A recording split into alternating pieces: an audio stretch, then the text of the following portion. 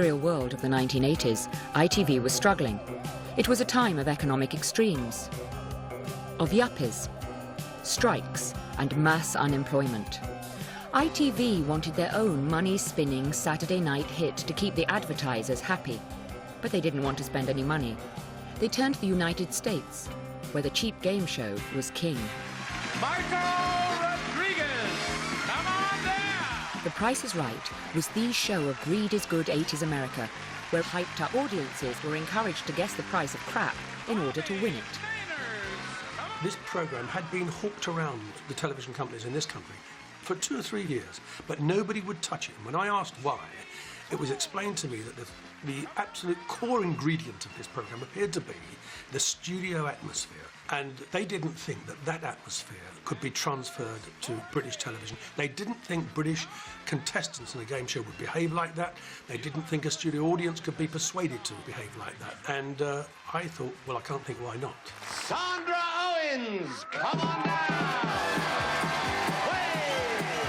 The first British contestants came on down to Saturday Night ITV in 1984. They took on the BBC's gentle Jersey detective Bergerac, and they won, hands down.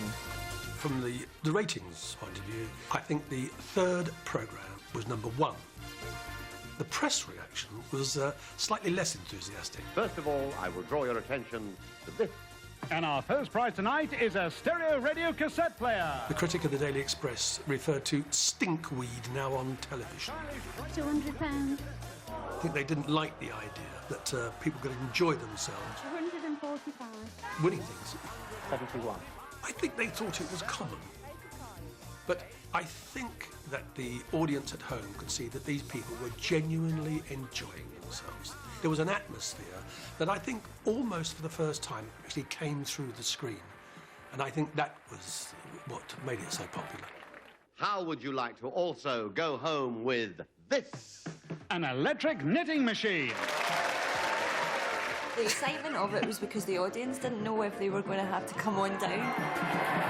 You were kind of in the excitement as well with them. I think maybe it was a bit vulgar. Oh, I quite liked the way they hyped the crowd up because it wasn't done in every game show. It was really only The Price is Right. To your right. Price is Right was a scary programme. Shouting. Why is everyone screaming? Maybe there was an element, and this is probably from a middle-class house, that some anarchy is good, but too much anarchy is just shouting. 16 million people at home marvelled at the previously unseen levels of fever-pitch excitement, but it was all a carefully orchestrated operation. I think 90% of the audience arrived in coaches. And some of them come a long, long way. So, of course, they'd spend a lot of time together. And I'm not suggesting that they emptied too many crates of beer in the coach, but they came in a good mood. So, really, my job really was to keep them in a good mood. I'll let you into a secret. I was out with Leslie one evening, having dinner, and it was a chap's birthday, and a record played, and it was Land of Hope and Glory. And all the people around the table stood up and started singing, and it suddenly hit me. I know what we should do at the warm-up. Mr. W.G. Stewart. And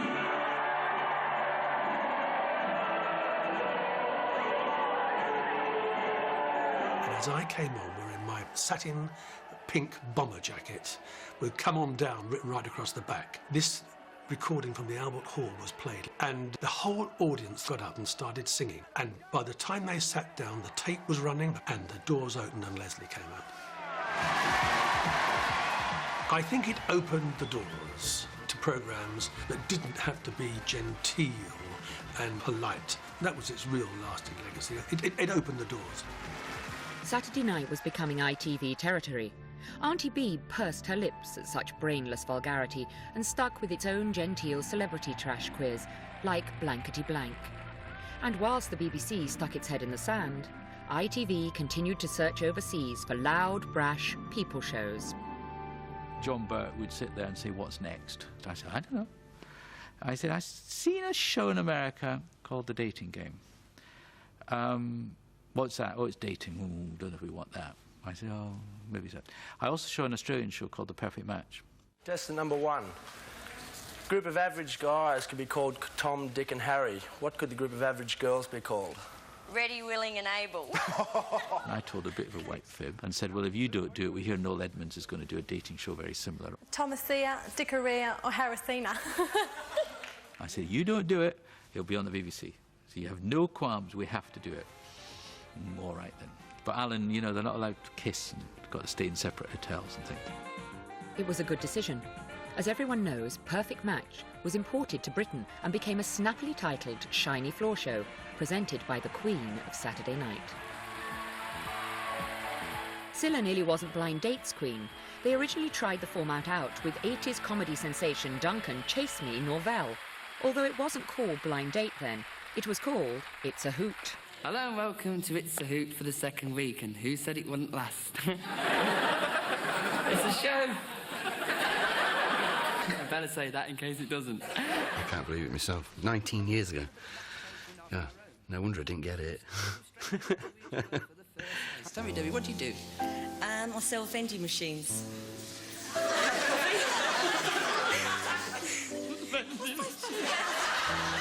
But that is the first time I've actually seen it in 19 years. I've been dying to have a look at it. But I think I would have got better. Tell me, what do you do? I'm a writer. I write books and for magazines, mostly Harper's and Queen. I took the Larry Grayson route. I'm saying, let me take somewhere that's different. I never wrote for Harper's. We tried Duncan, did a pilot. It was hysterical, but we couldn't cut it, and he didn't get the logic. Number 2. Number 2. How would you react if a woman... Oh, no. Yeah, right. Sorry, it was my fault. Number 2, please. There was so much to remember. I think that's what hit me. I mean, I didn't get a reason why, as such. I didn't actually get the show. How would you make a girl laugh if she was feeling down? Well, I'd probably try dropping my trousers. Probably just a bit before my time, and they didn't know whether to take a risk with me or not. That's the same for men as well. And they gave it to Scylla. The rest is history. She earned 50 million and I got 500 for the pilot. But then they said to find him something else, and they didn't. We've gone for number 2. I've bloody seen it, you ain't. Duncan returned to summer season. Cilla Black ran all the way to the bank. I think Blind Date was a phenomenon. It was a phenomenal show, and it changed the way people talk. If I weren't here this evening, I'd like to be at home with a giant bar of chocolate. Where would you rather be tonight if you weren't here? What I would really like is if you and I could travel together on a 5-year mission to new frontiers, and hopefully I'd be going where no man has gone. If you put a camera in front of anybody between the ages of 18 and 30 and ask them a question, they will probably answer in Blind Date speak. And they don't mean to, it's just they've watched so much of it. One of the joys of Blind Date, one of the reasons that made it so successful for 18 years was it's got a very simple through line. I really don't like to beat around the bush with this namby-pamby chit-chat. Right, I like children. Are you going to have mine or what, number 2?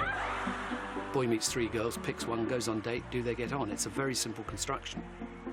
Blind Date's very much a cornerstone of the Saturday night schedule. It had all of the components of a classical Saturday night programme. You want me to have your children? Well, yeah, go on, yeah, carry on. Well, what day? Sit there as the family and say, maybe it's going to be her. All those sort of games that the family could play between them. But if you start thinking about the idea of Blind Date, it really has the seeds of the destruction of Saturday night embedded in it. How would you change our Jane? Major plastic surgery. The whole idea of the Blind Date, something very unfamily about that. How would you change him? 6 foot under, straight. And obviously, as the years went on, Blind Date, in order to maintain its popularity, had to get a little bit racier. And as it changed, so the audience was changing. It's going on blind dates. It's doing things that even Brucey might find a little bit cheeky. And it's doing them outside of the home and not in front of the television set. Formats were now the key to success on Saturday night.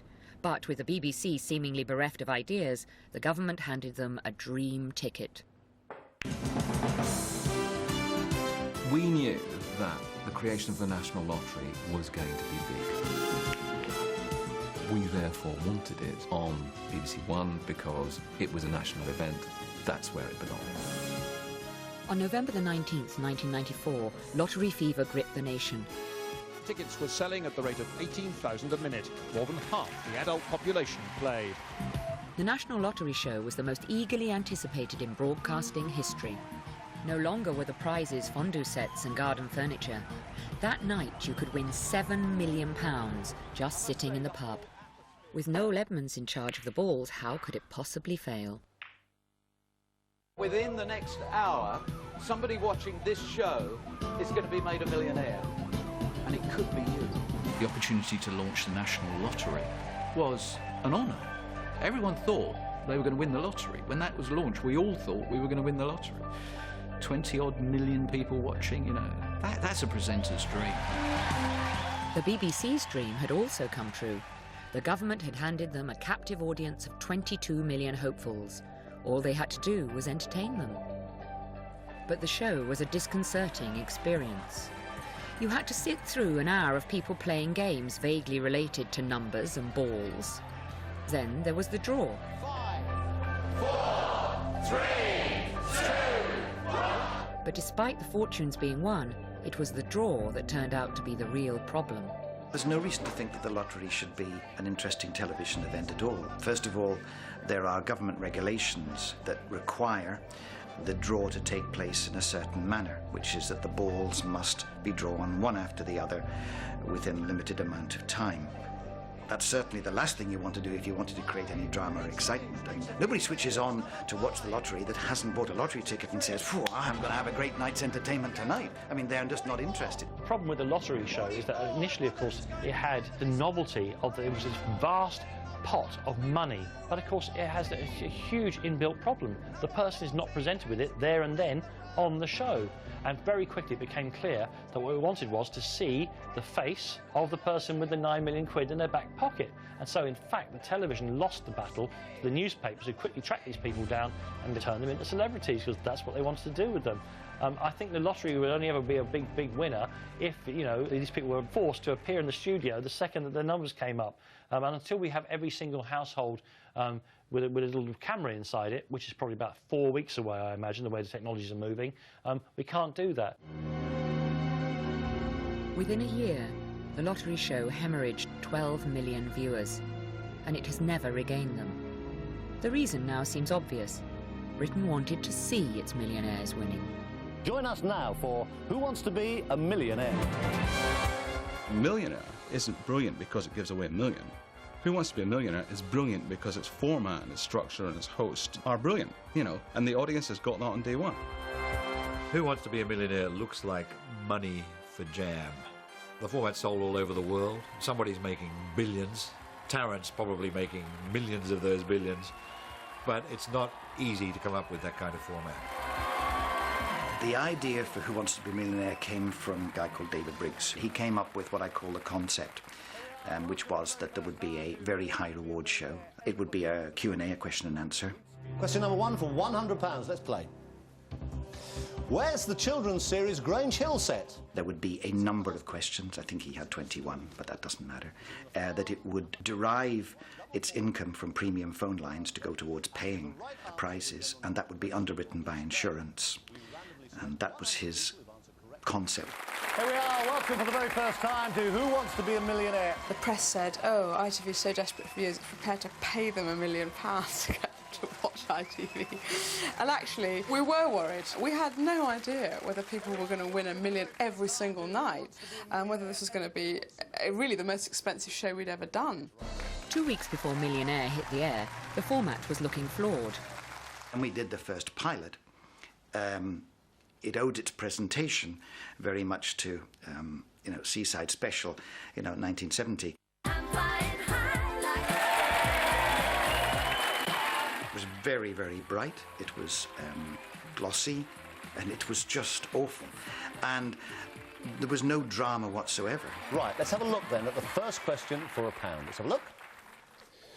Which girl's name is also a Christmas song? We knew that it wasn't right. We had all the data on the screen all the time, so you never ever got a full frame shot. And I said to the director, listen, this is all about that. You know, you've got to see the sweat coming off the brow. We don't want anything else. Nobody cares at that moment. Hey, Carol. You won £1. But we realised we had to do something about it, and that was to change the lighting, to make the set darker and more sinister. OK, let's play. Here we go. And then to introduce, rather than incidental music, we had to introduce effectively dramatic music the whole way through. For £100, what's the answer? A, dribbling. It's the right answer. Dribbling's right. Of course it is. You got £100. Almost immediately, Millionaire was brandishing audiences of 15 million. The nation was hooked. You ask questions, if they know the answers, they win money, and it cannot be simpler than that. 200 quid, well done.